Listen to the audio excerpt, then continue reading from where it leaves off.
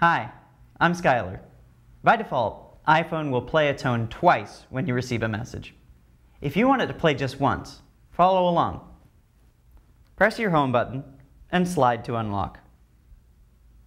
Find Settings, and then go to Notifications.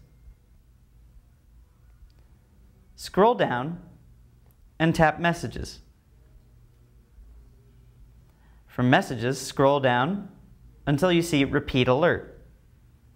Tap Repeat Alert and tap Never. That's it. You've just set it up so that when you receive a text message, it'll play whatever tone you've set to play once and never again. Thanks for watching. I'm Skylar.